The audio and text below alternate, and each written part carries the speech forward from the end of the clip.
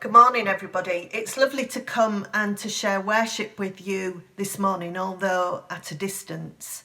I do at a distance sharing on Facebook and catch up with the news of what's happened at Clydebank and to particular people. But this morning, I want to ask you a question to start our study off. Do you have a nickname? I myself think that joy is enough to contend with. Although it can't really be shortened, it's a lot to live up to. The only nickname that was ever given to me was while I was at school, and it was after a history lesson. And I was known after that by the name Thomas. The history lesson, if you haven't guessed, was about Thomas Beckett. Well, it got me thinking, what if we were to give someone a nickname that was indicative of their personality? What would it be? What nickname would sum up who we really are? I'm not sure we do that so much in these days, but if we were to look back through history, we would find that that's quite common practice. William I was called William the Conqueror, and Charles Edward Stuart was known as Bonnie Prince Charlie, or the Pretender was his other nickname. From the Bible we see that Jeremiah was known as the Weeping Prophet, and David was known as the Shepherd King, Solomon the Wise, and even Jesus had nicknames: the Good Shepherd, the Lion of Judah, the Way, the Truth and the Life, and so on and so forth. Names given to sum up who people really are. And the person that we're looking at today has a nickname. The man who we're thinking of, his nickname was also his spiritual gift. Let me give you a few hints. His name was Joseph, and he was from the island of Cyprus. He was a Levite, and he was a very early convert in the Christian faith. And his great friend was Paul the Apostle. Luke introduces him to us. In Acts chapter 4, he says, Joseph the Levite from Cyprus, and the apostle called Barnabas, which means son of encouragement. And it's not talking about two people here, it's the same person, sold the field he owned and brought the money and put it at the apostles' feet. Joseph was given the nickname Barnabas, which means son of encouragement, because it perfectly reflects his character. Well, we'll get back to Barnabas in just a little while, but for a moment I want to look at that spiritual gift. In Romans chapter 12, it talks about the gift of encouragement, and it tells us to use that gift. The Greek word for encouraging is a very interesting word. It's parakaleo. Broken down, para means alongside of, and kaleo means to call. So parakaleo means to call someone alongside. The idea of coming to the aid of or to the assistance of someone. It's the picture of a weary traveller stumbling down the highway with a heavy load on his shoulders. The load is so heavy that his knees start to buckle and he has real difficulty moving forward. Each step is agony. And now we watch as he staggers and he almost falls to his knees. And we move towards him in order to help him along the way. We say, come along, we'll help you. And we place that burden upon our own shoulders. We put our arm around him and we say, it's all right, brother, I'll help you make it. And together we walk down the road. That's parakaleo. The person who does this is called a paraclete. And that Greek word is used in John chapter 14 to describe the Holy Spirit, and in 1 John chapter 2 to describe Jesus himself. The first one talks about the strength given to the Christian through the power of the Holy Spirit. And the second one talks about Jesus being our advocate who comes along to encourage us. In the spiritual gifts inventory, the gift of encouragement is called the gift of exhortation. And it's defined in this special way. It is the special ability God gives certain members of the body of Christ, which enables them to come alongside another person and to give them encouragement, challenge, counsel, or earnest advice as needed. And it's given in such a way that the person is given help by someone else. This gift is also called the cheerleader's gift.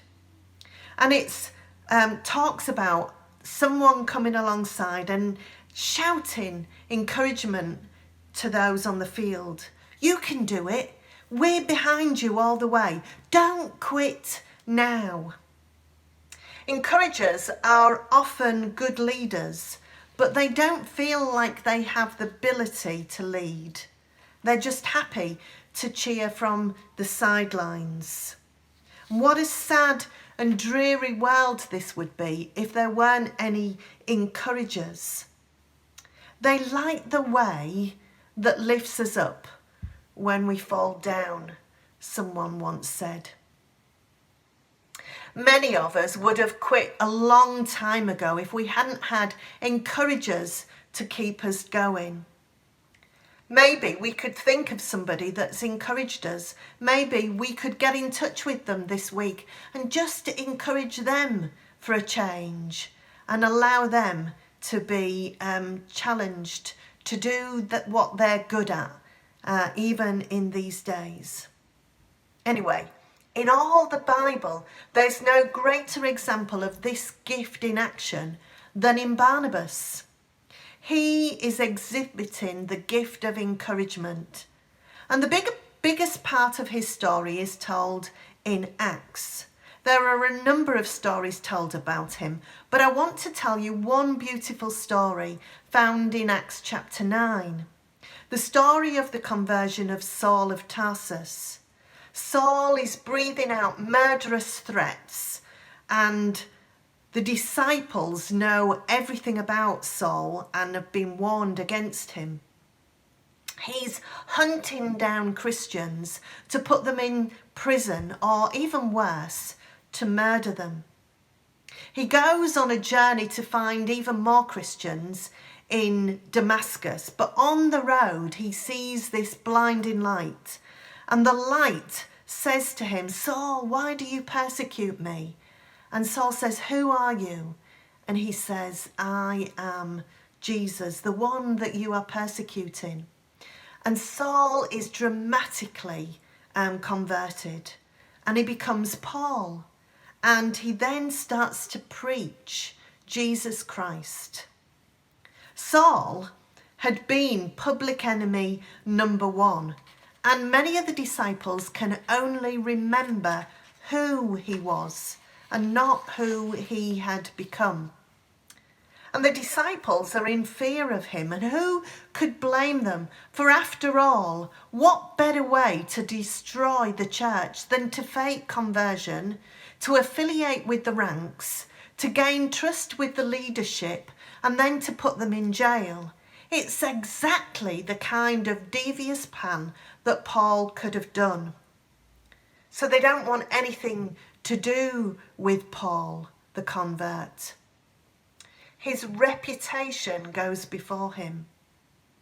But Barnabas enters the scene, and he has heard how he has famously preached Jesus Christ in Damascus.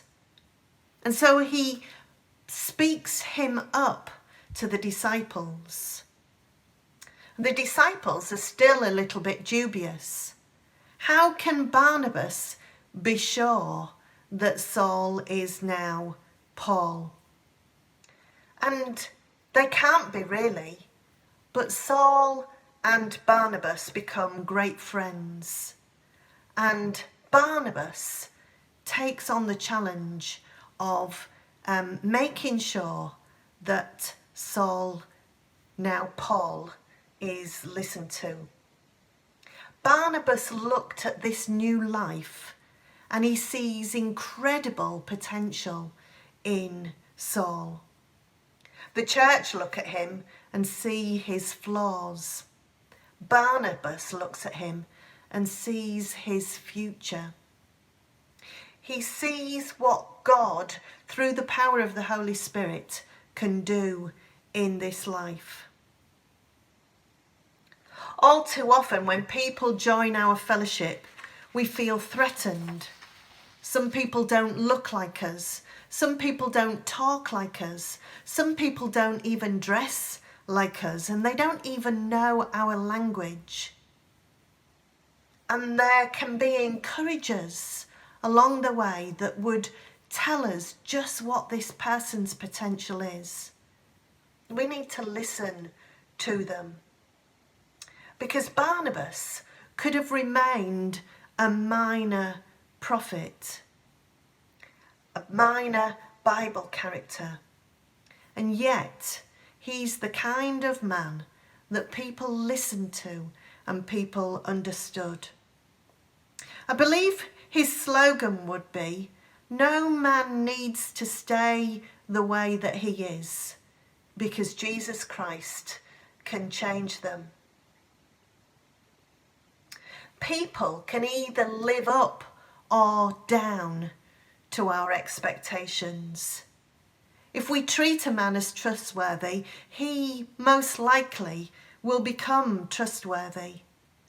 If we treat a man as our enemy, he most likely will become our enemy. Barnabas was a man who encouraged, and we too can be a person that can encourage. People can tend to become what we think of them, but the more we encourage them, the more they become who they have the potential to become. By strengthening others, you also strengthen yourself and the gift of encouragement. By lifting someone else's load, your load can also become lighter.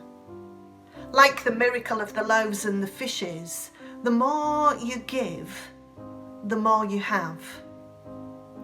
Encouragement is not something that perishes in use. It increases by giving it away. There's a song in our songbook that says, "For Jesus' sake, this is my motivation. For Jesus' sake, who came to seek and save, all I can give is deeper dedication. For Jesus' sake, who gave and gave and gave." Barnabas was one of those kind of people. Let's take on the gift of Barnabas and become a son of encouragement and allow others to blossom in Jesus' image and for his sake. I pray that that will be our likeness in these days and weeks and months that lie ahead. God bless each and every one of you, and remember, give that gift of encouragement to others. Be that cheerleader from the sidelines, and God will bless and direct your life now and always. Amen.